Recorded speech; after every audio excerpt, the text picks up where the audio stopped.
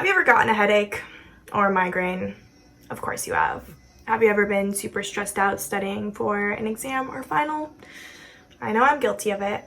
What if I told you that you could use an oil that would make these problems we face less significant or even non-existent? Implementing the use of essential oils in your daily life can help with a wealth of various sicknesses, disorders, and issues found in the common individual. Living in America, we are prone to the common and up-and-coming biomedical approach to healthcare, meaning people would rather take a pill prescribed by a doctor than approach a natural remedy.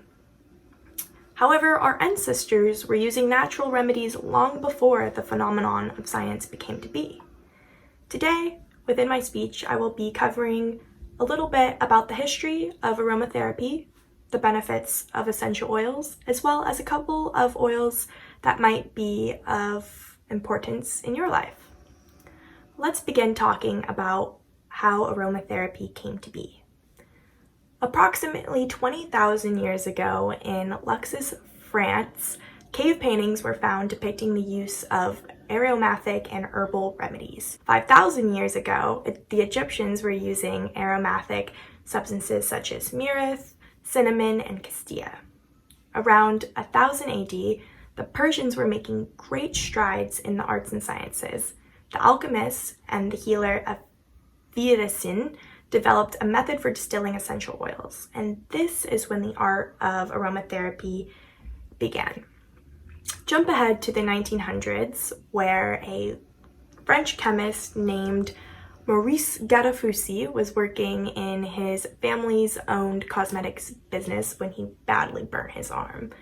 The Hollywood version of the story depicts Maurice as frantically throwing his arm into a vat of nearby lavender essential oil, but the reality of the situation was after Maurice Gattefossé burnt his arm pretty badly, he started using the use of lavender oil as a topical treatment and was astonished about how quickly his burn went away.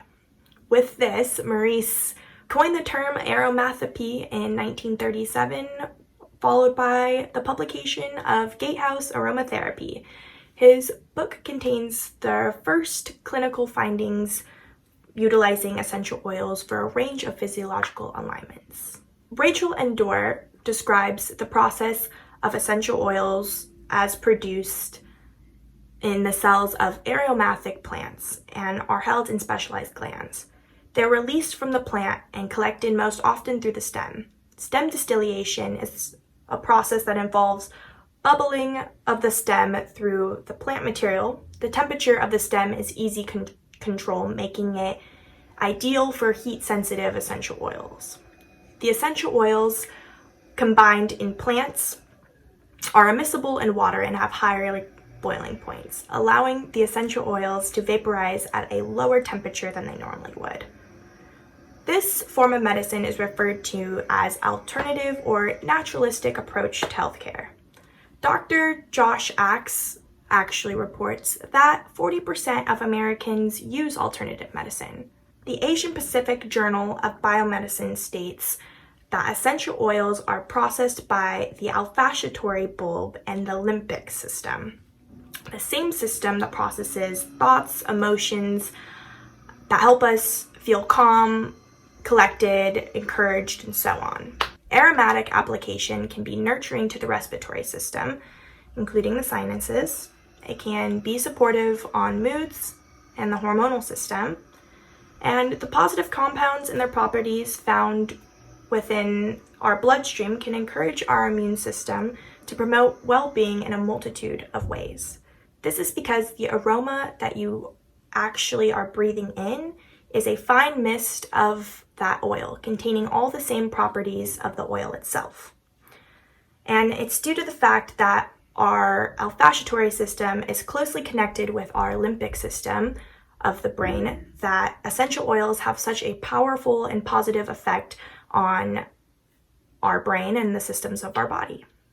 Christine Raggery says there are so many amazing health benefits and beauty benefits from just a few drops of patchy oil. Some of the common benefits of patchi oil include fighting depression, boost an immune system, it works as a natural deodorant, stops fungal growth, reduces inflammation, enhances mood, strengthens hair, fights infections, clears dandruff, treats skin conditions, works as a bug repellent, stimulates hormones, and fights fever. As you can see, the patchi oil is commonly used due to the great deal of benefits seen alongside it. The patchi oil is commonly used in aromatherapy because of its depressant relieving properties. Because of the impact that inhaling patchi oil has on our hormones, it encourages a release of serotonin and dopamine, that making it so our hormones ease and the feelings of anger and anxiety and anxiousness reside. This is why patchi oil is commonly used during prayer, because it creates an environment and an atmosphere of tranquility. Is an easy way to experience these benefits is adding 5 drops of patchi oil to your diffuser or burner.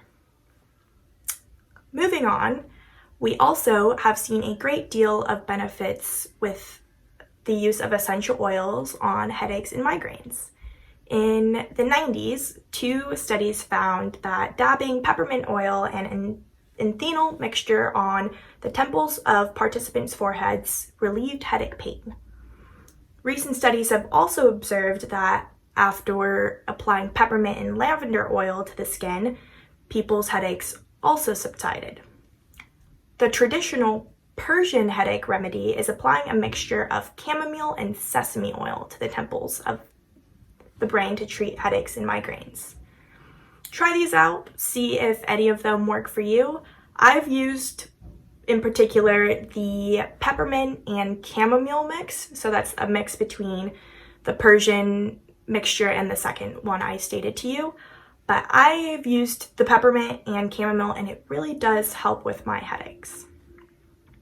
Essential oils are considered to be safe to inhale or apply to the skin if they've been diluted by a base oil. Most store-bought essential oils will be combined with the base oil, but if you are purchasing an oil from its pure form, make sure that you add it with a base oil. Otherwise, the effects can be overwhelming. However, also, if you do have a serious health condition, I would reach out to your health practitioner before using any form of alternative medicine. In conclusion, the use of aromatherapy and essential oils is extremely beneficial if used correctly.